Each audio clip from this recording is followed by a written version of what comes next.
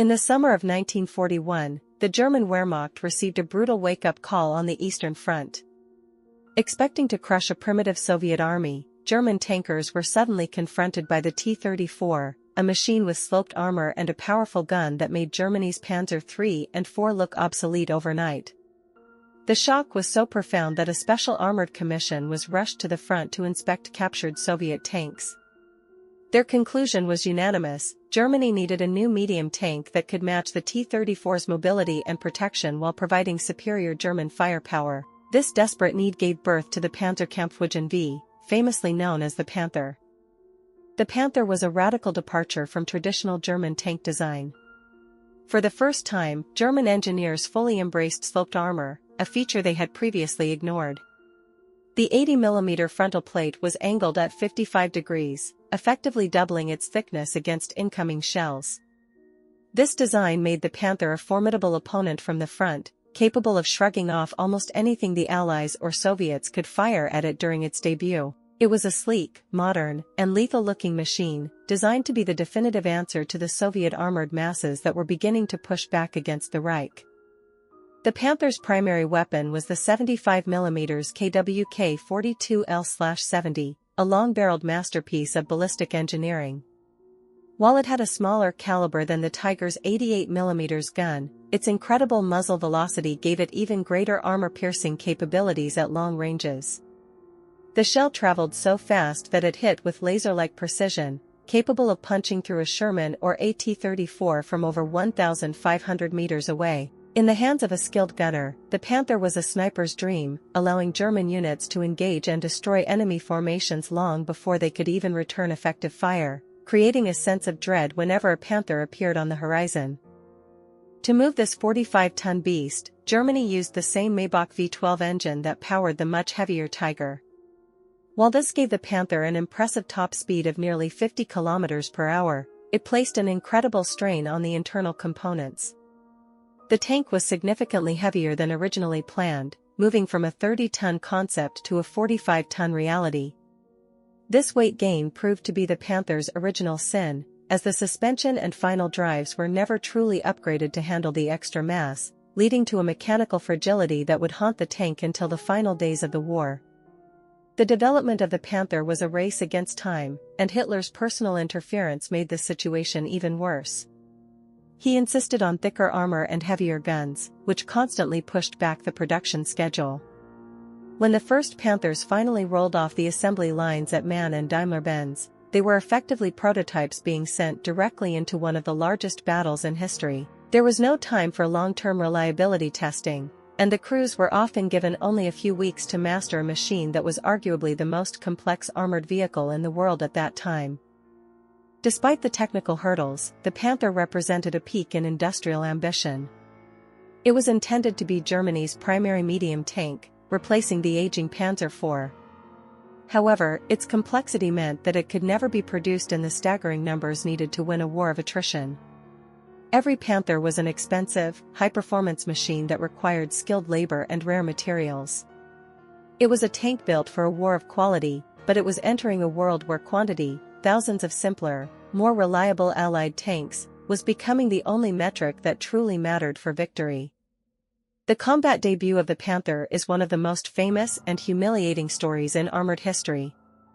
In July 1943, Hitler delayed the massive Operation Citadel, the attack on the Kursk salient, specifically to wait for the arrival of the first 200 Panthers. He believed these invincible machines would be the key to breaking the Soviet lines. However, the hurry to get them into battle meant they arrived with critical flaws. On the very first day, before even reaching the front lines, several Panthers caught fire spontaneously because their engines overheated and ignited, leaking fuel in the cramped, poorly ventilated engine compartments. The Battle of Kursk proved to be a brutal testing ground for the new tank. While the Panther's 75mm gun performed brilliantly, destroying Soviet tanks at incredible distances, the mechanical failures were catastrophic. The final drives, the gears that transfer power to the tracks, were snapping like glass under the strain of the heavy hull. By the second day of the offensive, only a fraction of the original 200 Panthers were still operational. Most were sitting dead in the fields, not because of Soviet shells, but because their own internal machinery had collapsed under the pressure of actual combat conditions. Soviet anti-tank teams quickly discovered a lethal vulnerability in the Panther's design: its thin side armor. While the front was nearly indestructible, the sides were only 40 mm thick. This was a deliberate weight-saving measure by German engineers, but it meant that even a light Soviet anti-tank rifle or a 45 mm gun could penetrate the Panther from the side. Once the Soviet infantry realized they could kill the German giants by flanking them, the Panther's aura of invincibility vanished. The invincible front was useless if the tank could be knocked out by a single brave soldier with a primitive anti-tank rifle. Another critical issue was the shot trap created by the early curved gun mantlet. If an enemy shell hit the lower half of the Panther's rounded turret face, it would often bounce downward, directly through the thin roof armor of the driver's compartment. This design flaw led to the deaths of countless drivers and radio operators before a chinned mantlet was introduced later in the war. It was a tragic example of how a small engineering detail could turn a strength into a fatal weakness in the heat of a high-stakes battle against a determined and observant enemy. The recovery and repair of the Panther during the retreat from Kursk were a nightmare. Like the Tiger, the Panther featured an interleaved road wheel system. If an inner wheel was damaged by a mine or mechanical failure, 5 outer wheels had to be removed just to reach it. In the chaos of a retreat, this level of maintenance was impossible. German repair crews, under constant artillery fire and air attack, were forced to abandon dozens of reparable Panthers because they simply didn't have the time or the specialized heavy-duty cranes needed to fix them in the field. By the end of the Kursk offensive, the Panther had earned a reputation as a glass cannon, lethal at a distance but incredibly fragile and prone to self-destruction. The German High Command was forced to acknowledge that the tank needed hundreds of modifications to become a reliable weapon. While the Panther would eventually become a much more dangerous opponent in its later OSV version, its failure at Kursk was a strategic disaster. It wasted Germany's last great opportunity to regain the initiative on the Eastern Front and proved that even the best gun in the world is useless if the tank can't reach the battlefield. When the Allies landed in Normandy in June 1944, they were completely unprepared for what awaited them in the thick, bocage countryside of France. While the British and Americans were terrified of the Tiger, it was actually the Panther that was the more common and dangerous threat. In the narrow, sunken lanes of the French hedgerows, the Panther became a nearly immovable obstacle. A single Panther, well camouflaged and positioned at the end of a long road, could hold off an entire American tank battalion, picking off Shermans one by one as they struggled to maneuver through the dense vegetation. The American Sherman crews quickly realized that their standard 75 mm guns were effectively useless against the Panther's frontal armor. Reports began to flood back to Allied headquarters about invincible German tanks that could only be destroyed by luck or by calling in massive airstrikes. This created a crisis of confidence among Allied tankers, who felt they had been sent into battle with inferior equipment. The Panther's superior optics and high-velocity gun allowed it to win almost every head-on duel, forcing the Allies to develop desperate tactics like swarming the Panther with multiple tanks just to get one shot at its vulnerable side. However, the Panther's own strengths often became its downfall in the West. Its long gun barrel, so effective at long range, was a major handicap in the close-quarters fighting of the French villages and forests.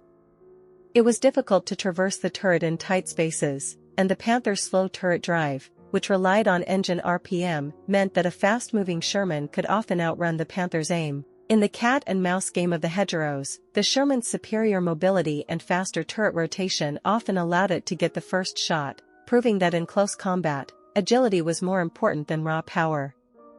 Logistics remained the Panther's greatest enemy in the West. As the Allies advanced across France, the German supply lines were pulverized by the unchallenged Allied air forces. Panthers began to run out of fuel and spare parts at an alarming rate.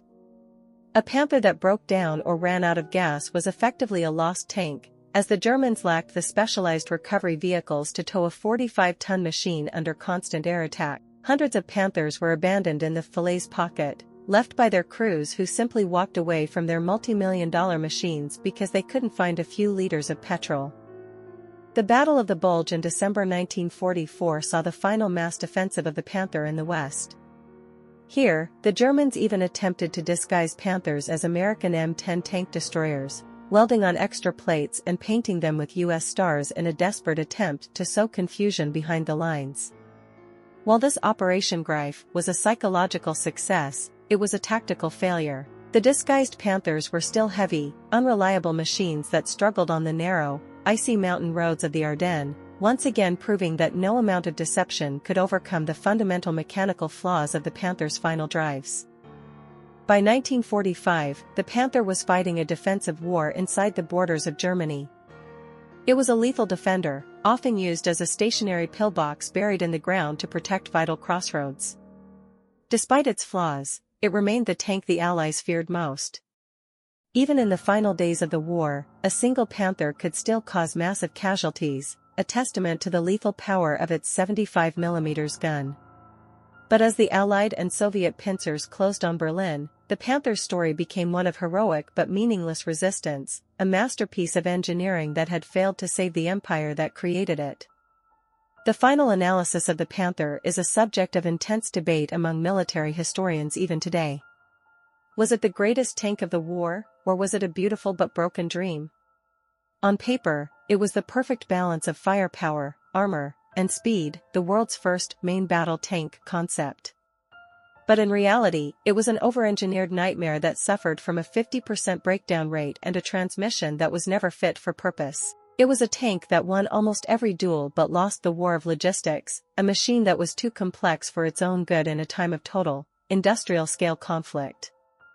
Interestingly, after the war, the French army actually equipped several of its tank regiments with captured Panthers.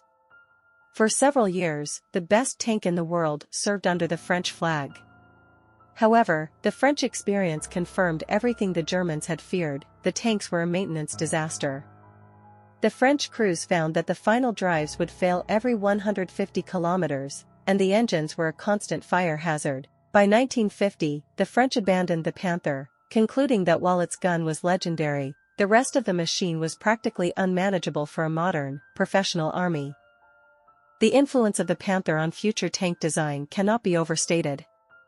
The concept of sloped armor and a long-barreled high-velocity gun became the standard for every tank that followed, from the British Centurion to the American Patton and the Soviet T-54.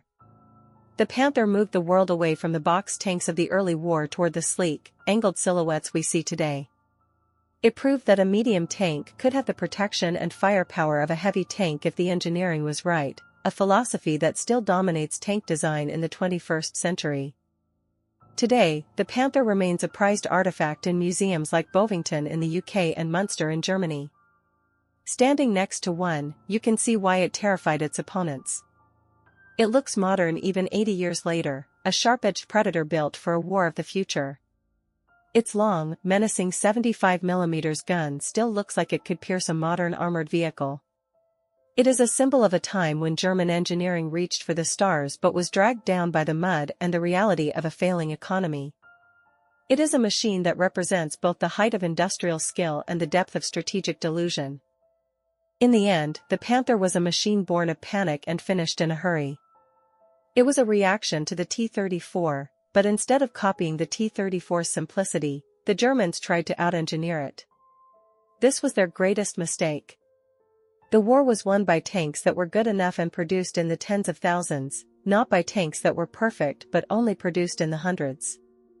The Panther was a magnificent predator, but it was a predator that required a perfect environment to survive, an environment that Germany, by 1944, could no longer provide. As we close the hatch on the story of the Panther, we see a tank that is more than just steel and rubber. It is a lesson in the dangers of over-engineering and the importance of reliability over raw power.